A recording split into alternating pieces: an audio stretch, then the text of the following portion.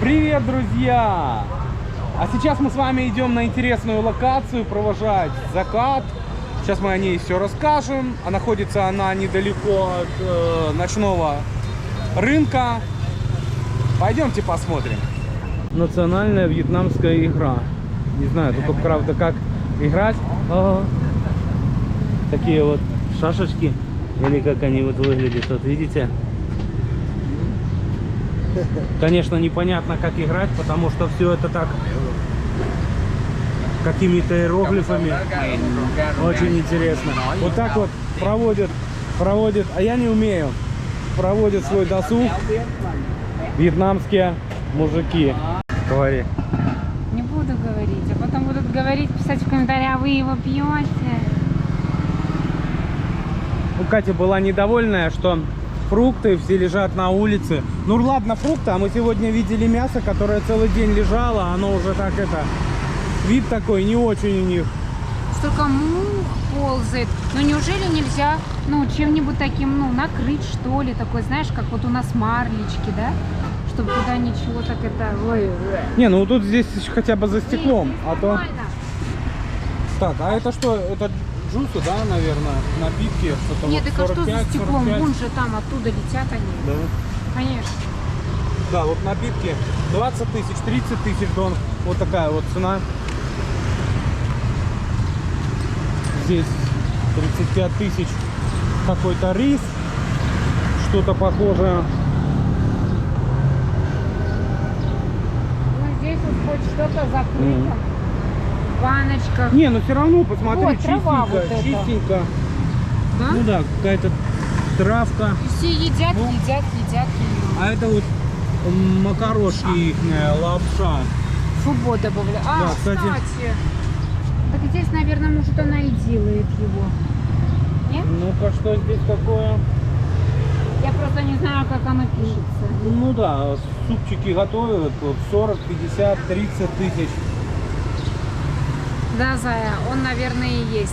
Да. Ну, мы сегодня, наши знакомые сбросили нам локацию, где неплохой фубо готовят, и мы сейчас Вот вечером... Что такое вообще фубо? Ну, национальная лапша. вьетнамская еда. -то. Да, там лапша и там говядина, Да, говядина, бульон очень вкусный. которая должна вариться 4-5 часов. Да? Я Да. даже не знал.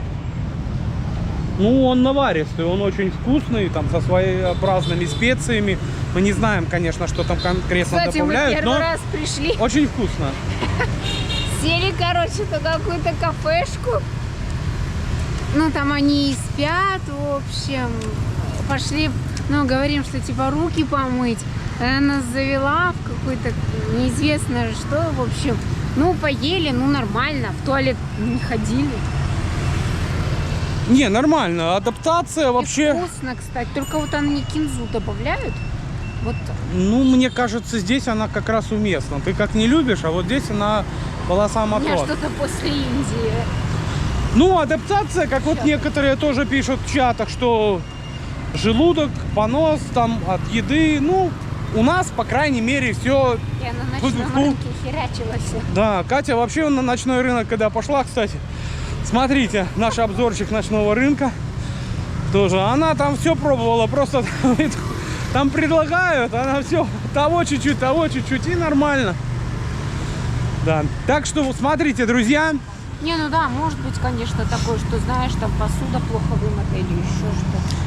Ну, это, Организм разный. честно, и у нас это то же самое. Можно в столовке и Да. какую-то бактерию подцепить. Тут Но все равно зависит. берите таблетки. Ну, таблетки надо брать, руки, антисептик какой-нибудь, обрабатываться. Хотя бы самим себя немножко защищать, там, хоть поможет, это не поможет, но, как это, знаете, самовнушение. Это, может, помогает. А мы... Ну да, вот минус, видите, провода. Смотрите. Это вот огромный минус в Юго-Восточной тише. Азии, что вот просто на земле валяются вот так вот провода. Это нехорошо. Ну а мы за разговорами вышли вот на такую красивую набережную. Да, немножко чистоты, конечно, не хватает. Тут какой-то памятник, не знаю, что здесь написано, но возле памятника, конечно, ну, стоило бы прибрать. Вроде набережная такая, все плиткой сделано, но, ну, честно говоря, это даже не туристы, это сами вьетнамцы, потому что туристы, как обычно, всегда стараются что-то выбросить. Хотя и туристов тоже хватает всяких. А, вот мусорки вот стоят, да. Так, вот такая вот набережная, причал. Вот здесь стоят лодочки. Видно, отчаливать будут на какую-то экскурсию. Слева, смотрите, такая вот медитация идет. Я не знаю, что они тут делают. Медитируют. Но так в целом красиво. Смотрите, подсветочка на каждой пальме. Если так это немножко лоск навести, то было бы так это симпатично. А вот смотри, с левой стороны еще какой-то храм даже есть. Вот вы видите, сколько этажей, наверное 6 или 7 этажей. Это самый большой пятизвездочный отель на острове Фукуока. Он в виде сделан так корабля, нос которого смотрит в сторону моря. Смотрите, вот такой вот еще храм. Я сейчас попробую зайти, если мне разрешат, так как в шортах. Плечи открыты. Обычно храмы не пускают в таком виде, стараются, чтобы колени, плечи были закрыты, но вот.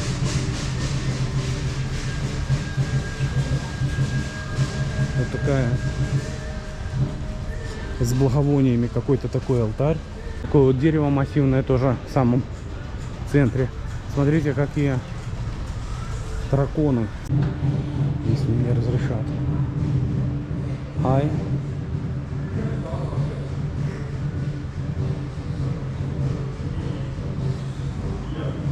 Вот смотрите, как интересно отличается это все от индуистской, буддийской.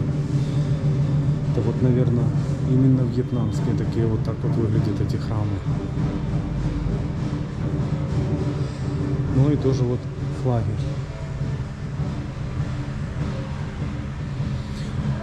Очень сильный запах благовоний. На улице вот тоже есть алтарь. Смотрите, такое вот божество верхом на драконе. Не знаю, это какой-то женский храм. Прямо в храме там женщины были, статуи.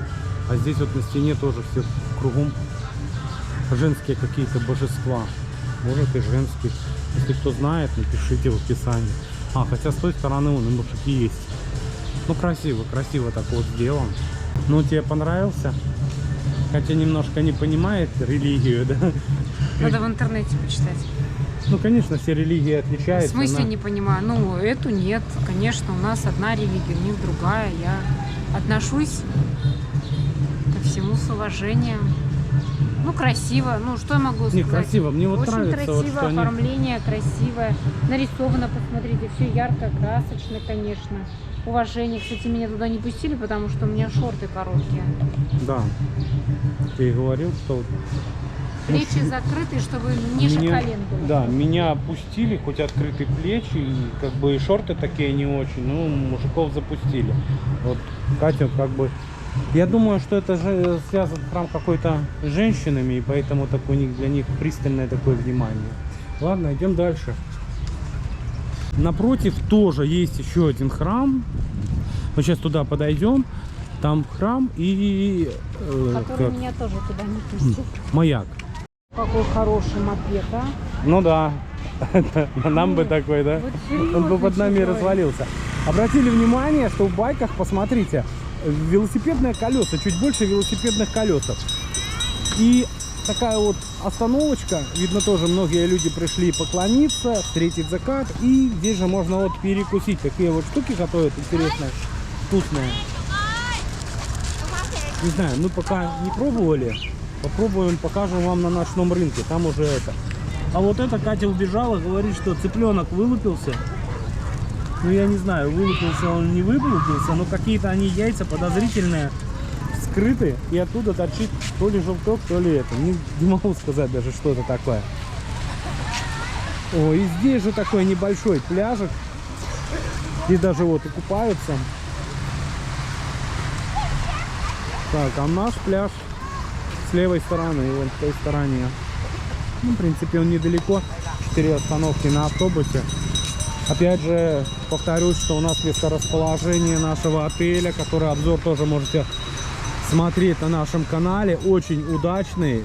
По цене, можно сказать, бомба среди всех остальных. Так что рекомендуем. Вот колесики, вот смотрите.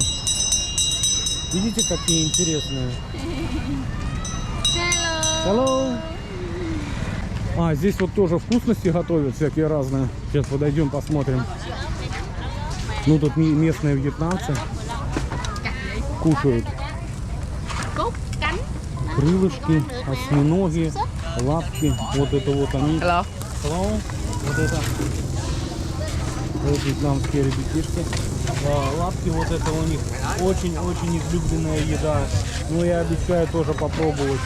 Если так вот смотреть, очень аппетитно, реально, очень аппетитно. Я не понимаю, как это в жару здесь все лежит. Для 30. Ну, они же жарят сразу. И посмотри, сколько людей. Это все поедается, мне кажется.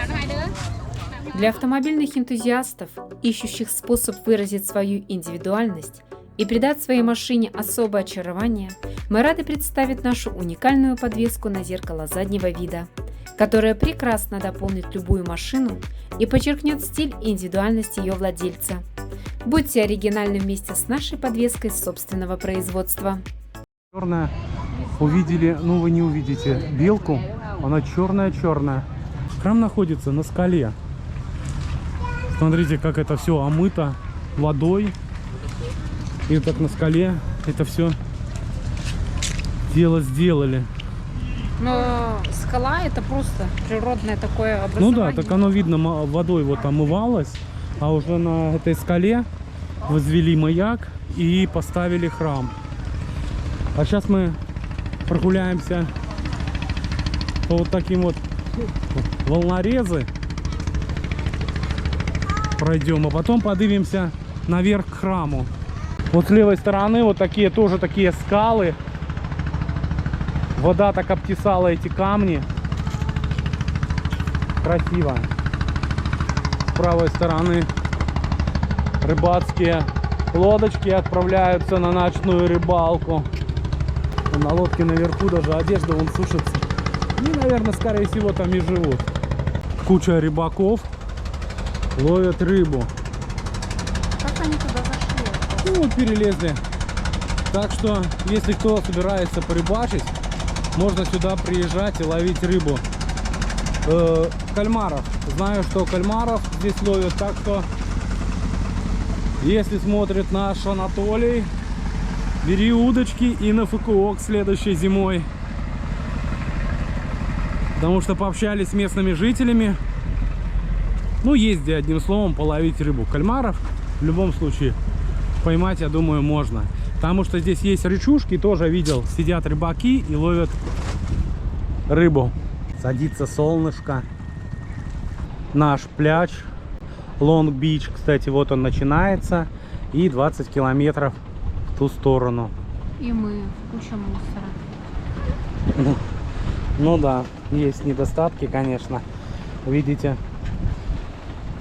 прибоем сколько принесло мусора. Но это, скорее всего, от рыбацких лодочек, потому что их здесь полно. Даже вон сланцы плавают. Вот они выходят сейчас на ночную рыбалку. У них уже образ жизни такой. Они уже всю жизнь жили. На острове что тут можно? Тут только рыбная ловля, они. Поэтому... Что ты, змею увидела? Нет, труба какая-то. А, и вот этот отель, который говорит, сколько этажей? 3, 4, 5, 6, 7 или 8. Вот этот самый большой 5-звездочный отель на острове Фукуок. Вот он находится на набережной. Хотя, честно говоря, ну, в нем жить особо, тут здесь пляжа-то нету. Ну, там есть он какой-то небольшой. Потому что, ну, приезжать и сидеть в отеле, конечно, лучше чуть-чуть подальше от города. Вот как мы это сделали. 4 остановки от... И вроде и недалеко, и пляж почище. Так, ну а мы поднимемся на скалу, посмотрим этот храм. Рядом с рыбацкой гаванью Дондонг на скале Динькау, представляющей собой природное образование странной формы, находится буддийский храм с террасой на крыше, также известный как храм Кау, и небольшой маяк при нем.